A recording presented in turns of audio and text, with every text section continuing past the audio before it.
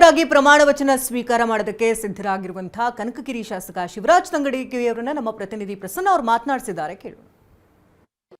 ನೂತನ ಸಚಿವರಾಗಲು ಹೊರಟಿರುವಂತಹ ಶಿವರಾಜ್ ತಂಗಡಗಿ ಅವರು ನಮ್ಮ ಜೊತೆಗಿದ್ದಾರೆ.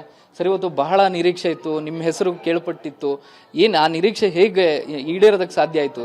ನಿಮ್ಮ ಸಂತೋಷ ಹೇಗಿದೆ ಸರ್?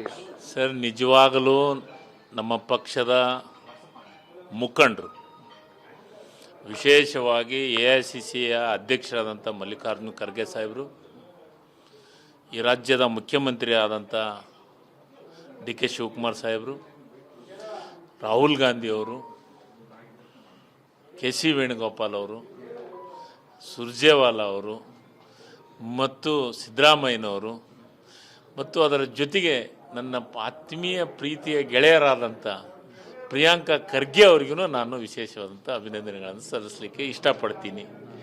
ಅದರ ಜೊತೆಗೆ ನನ್ನ ಕ್ಷೇತ್ರದ ಜನರು, ನಾನು ಯಾವಾಗ DK ಶಿವಕುಮಾರ್ ಸಾಹೇಬರು ಈ ರಾಜ್ಯದ ಮುಖ್ಯಮಂತ್ರಿಗಳಾದಗಳೇ ಆ ಸಚಿವ ಸಂಪುಟದೊಳಗೆ ತಂಗಡಿಗರು, ಶಿವರಾಜ್ ತಂಗಡಿಗರು ಇರಬೇಕು ಅನ್ನೋ ಒಂದೇ ಒಂದು ಪ್ರೀತಿಯಿಂದ ಪ್ರತಿಯೊಂದು ಗ್ರಾಮದೊಳಗೆ, ನನ್ನ ಕ್ಷೇತ್ರದ ಗ್ರಾಮದೊಳಗೆ ಗ್ರಾಮದೊಳಗಿರುವಂಥ ದೇವರ ಪೂಜೆಯನ್ನು ಮಾಡಿದ್ದಾರೆ.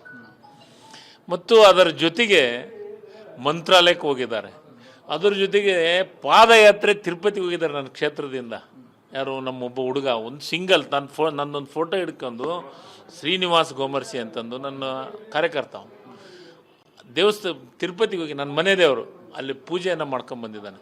ಹೀಗೆ ಪ್ರತಿಯೊಬ್ಬ ನನ್ನ ಕ್ಷೇತ್ರದ ಕಾರ್ಯಕರ್ತರು ಎಲ್ಲ ಒಂದು ಕಡೆ ಅವರ ಆಶೀರ್ವಾದ ಮತ್ತು ನನ್ನ ನಾಯಕರ ಆಶೀರ್ವಾದ ಆಗಿದೆ.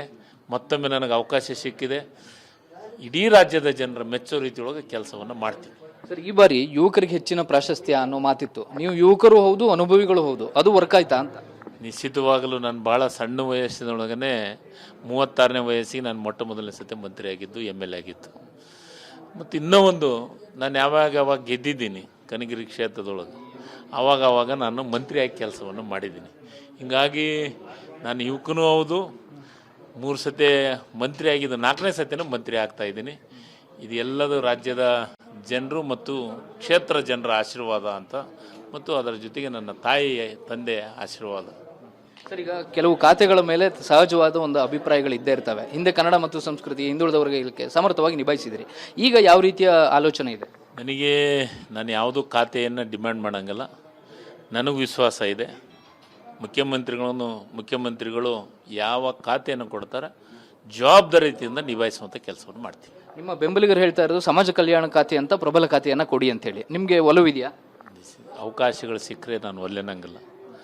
ಸಾರ್ವಜನಿಕವಾಗಿ ಸಾಮಾನ್ಯ ಜನರಿಗೆ ಕೆಲಸ ಮಾಡುವಂಥ ಅವಕಾಶ ಸಿಗಲಿ ಅಂತ ಆ ದೇವರಲ್ಲಿ ಪ್ರಾರ್ಥನೆ ಮಾಡ್ಕೊತೀನಿ. ಮುಖ್ಯಮಂತ್ರಿಗಳು ಯಾವುದೇ ಕೊಟ್ಟರು ಆ ಇಲಾಖೆಯನ್ನು ನಿಭಾಯಿಸ್ತೀನಿ. ಇದಿಷ್ಟು ನೂತನ ಸಚಿವರಾಗುವುದಕ್ಕೆ ಹೊರಟಿರುವಂತಹ ಶಿವರಾಜ್ ತಂಗಡಗಿ ಅವರ ಮಾತು. ಕ್ಯಾಮರಾ ಪರ್ಸನ್ ವಿನೋದ್ ಜೊತೆ ಪ್ರಸನ್ನ ಗಾಂವ್ಕರ್, TV9 ಬೆಂಗಳೂರು.